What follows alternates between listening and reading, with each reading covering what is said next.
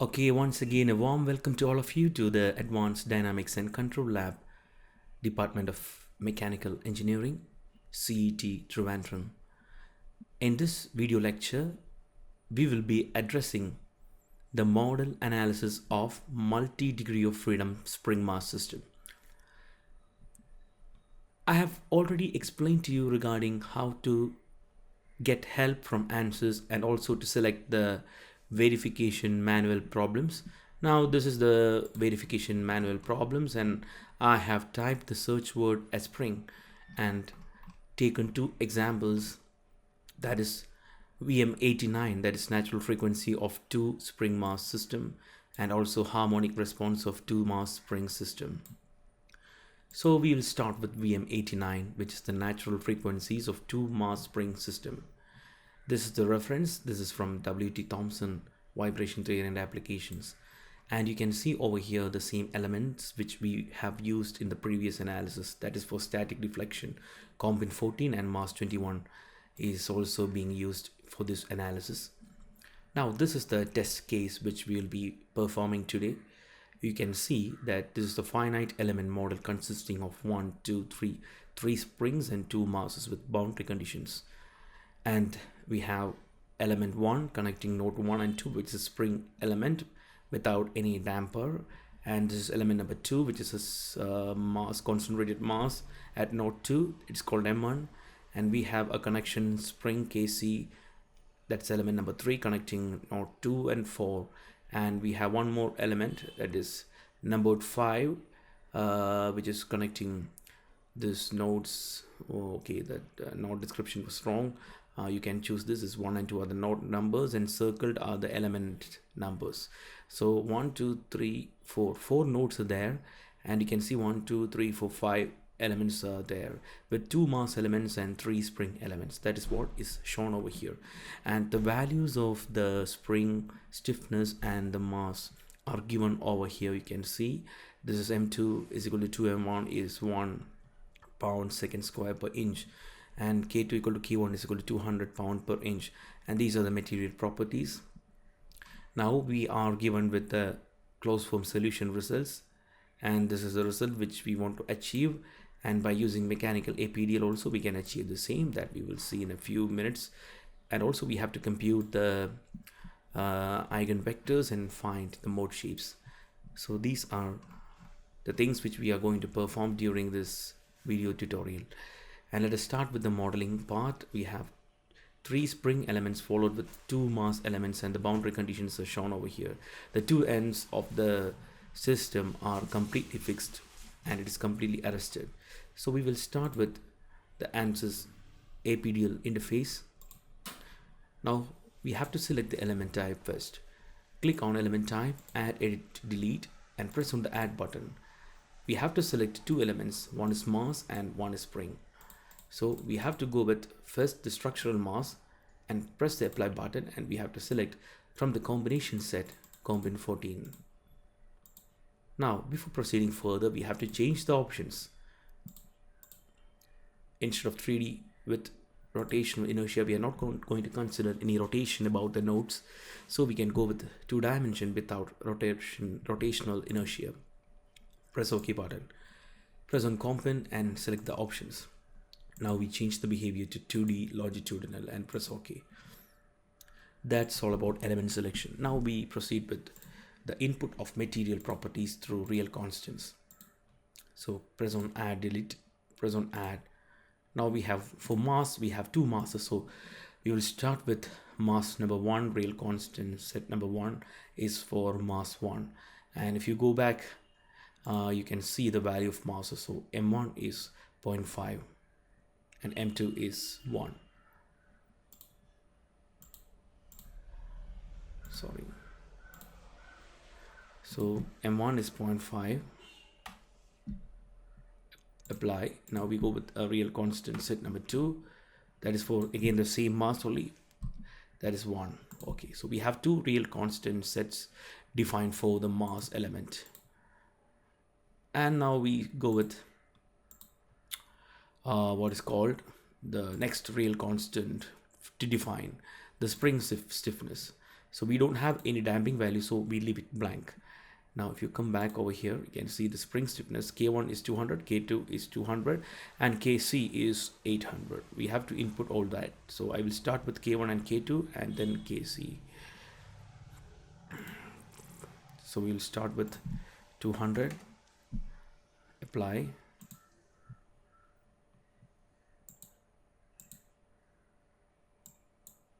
So we have some error occurring. Spring constant. Okay, just I'll come back to that. Just delete this. Again, press on add button, comb in 14, set number 3. The value is 200. Press OK button, again add, comb in 14. For type number 4, we have again 200. And again add button, comb in 14. Now we have 800 for Kc. That's all about the spring stiffness values and the masses. Now we have to model this structure. We have 1, 2, 3, 4 nodes, and we have to combine these nodes to form elements. So we will start with creation of key points, then we will mesh the nodes as well as the mesh nodes onto it, and we will do the needful. Now we are going to proceed with the analysis. First we have to create maybe 1, 2, 3. I'm going to create 1, 2, 3, 4 key points and 3 lines to begin with. So come back over here, go to modeling, create key points on active coordinate system. If I'm not going to number it, Ansys will automatically number from 1. So I will just give the beginning coordinate 1, 0, 0, apply, start with 0, 0. I give an arbitrary length of 0.5. Press apply button. Next key point is created, then 1, then we have 1.5. So 4 key points are created. We have to now create lines between these key points. That's what we are going to do here. So creation of lines, press on straight line. You can join one by one. And thus we have completed the creation of 3 lines. The next step is meshing. We have already created the solid model. This is a solid model, how it is going to look like. Now go to meshing. Press the mesh tool. From the mesh tool, we have to first set the line size to 1 because I want only one spring to be meshed in each line. In order to make it possible, we have to set the line size by clicking on line set. Press this line, press apply button. Number of element divisions, I'm going to make it 1. Press the apply button. Select the next line. Again, press apply button, type 1 and press apply. Again, go to the next line, press apply button. Again, it is 1 and press OK. Now what we have done so far is to ensure that every line is going to be getting meshed with single spring element. Now next step is going to be the meshing. So this is, we have to again recheck the figure.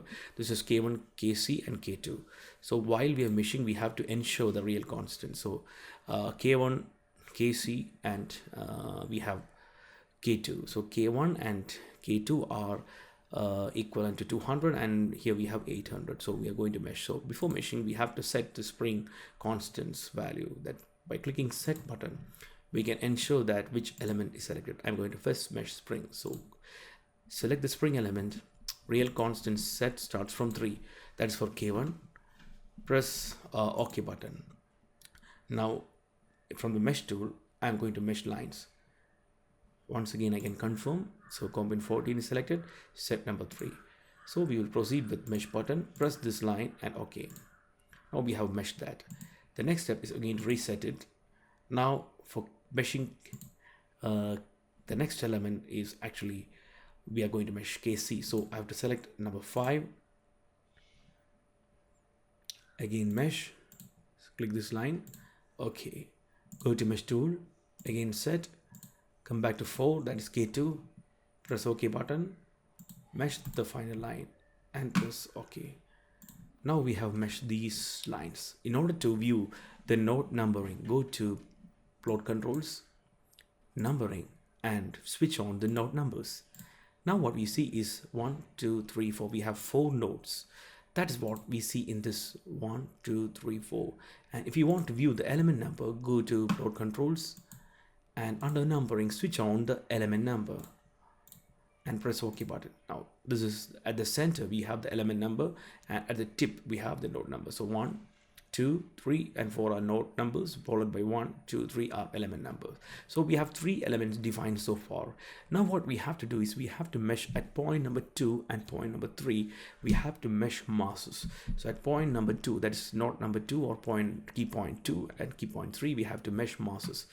And how to do that? We have to again come back to our help and we have to see. So M1 is at node 2 and the value of M1 is real constant set number 1. As we have defined so far, that is M1 is 0.5. So we have to select set number 1. Again, coming back to the analysis. In order to mesh, first we have to ensure that the proper element is selected. Next is the proper real constant is going to be selected. So we are going to mesh mass 1 at node 2. Press OK. And for meshing a mass, we have to select key point mesh. Press on key point, click on mesh button, select this point number 2 and OK. Now we have mass M1 meshed at node 2. Next step is to mesh mass number 2 at node 3. Come to mesh tool, select mass 1, real constant set number 2 and OK. Press on the key points option and mesh and press this point number 3. Now this completes our model. Before we proceed further, let us save our model. File, save as, and file.db. Just a temporary file to save my file. There's nothing more to it. The next step is to constrain the ends. We have to arrest these ends as shown in this figure. We have to constrain the ends of the system as shown over here.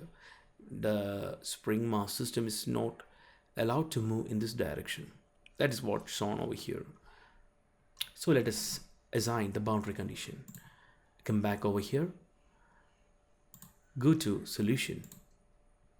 Analysis type. Under new analysis, we have to select modal. So we are going to perform an eigenvalue solution. That is a modal solution. Press OK.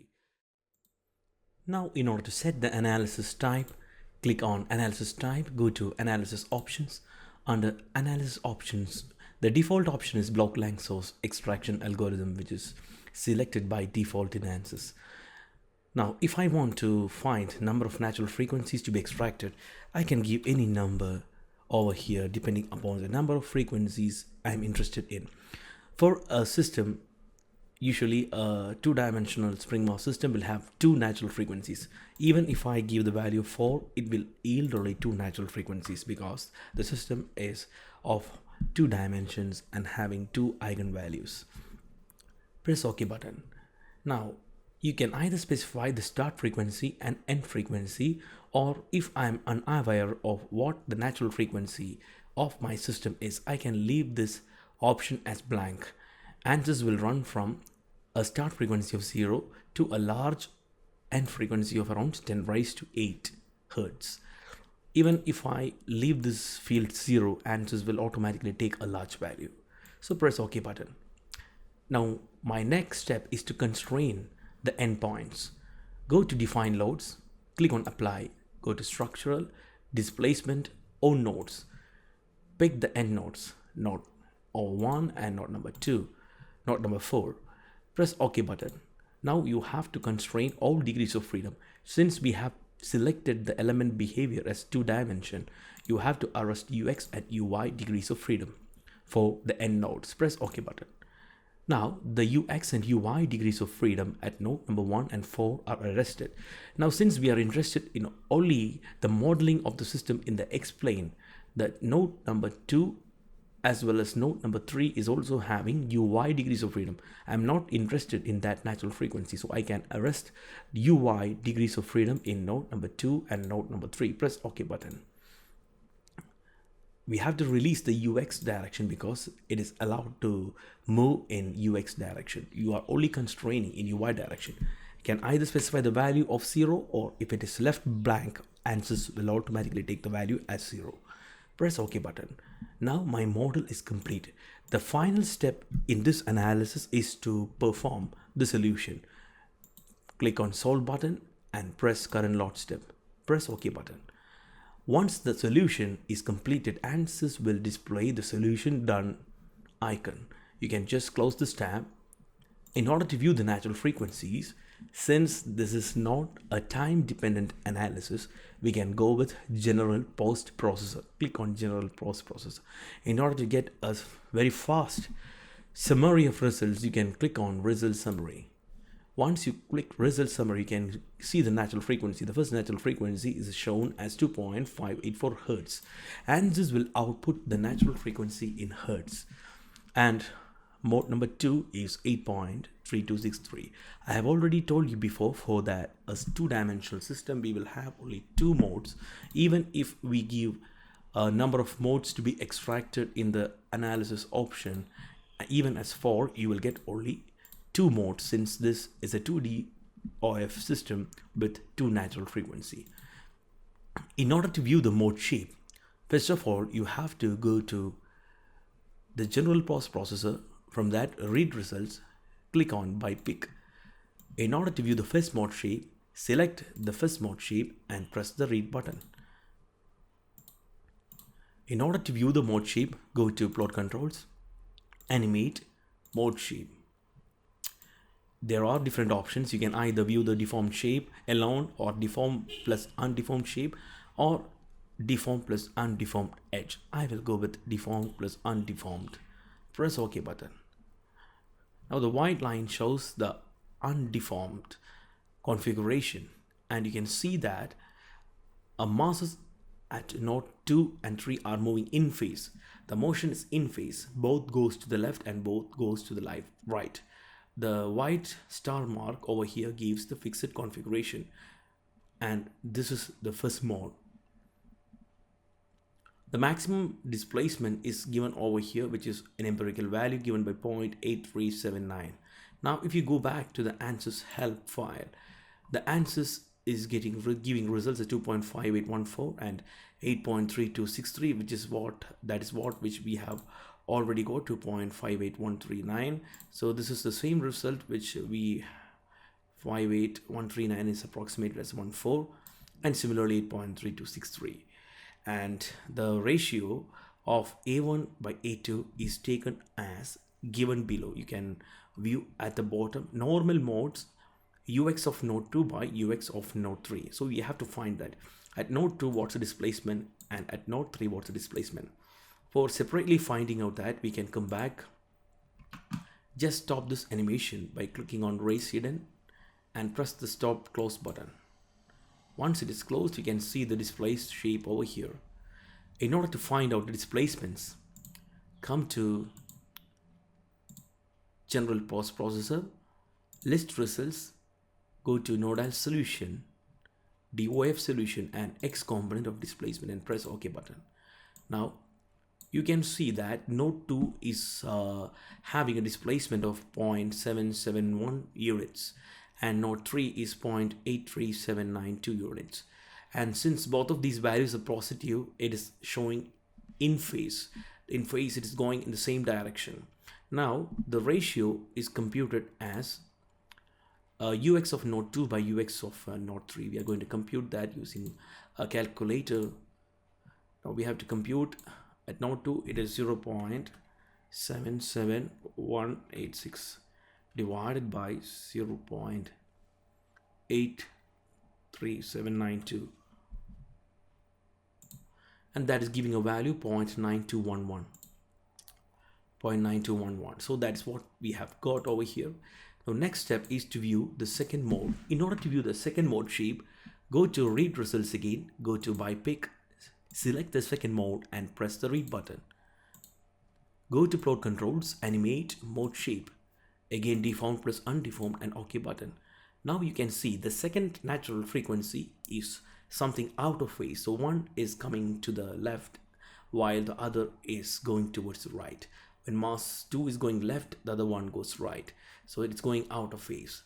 And you can see over here the natural frequency. Now in order to compute the ratio of displacements, we have to again come back to go to list results, nodal solution, x component. Okay, now you can see we have a different value. At node 2 it is a positive value, at node 3 it's a negative value, and you can see from the magnitude that the motion at node 3 is almost half of that in node 2. So that means when node 2 goes by 1 unit, node 3 will be moving only by half of that. That is already clear from this motion. You can see over here, this is almost 1 and this is almost the half of that. That's very clear, and also it is an out of phase. Now how to take the ratio? 1.185, 1.185 divided by minus,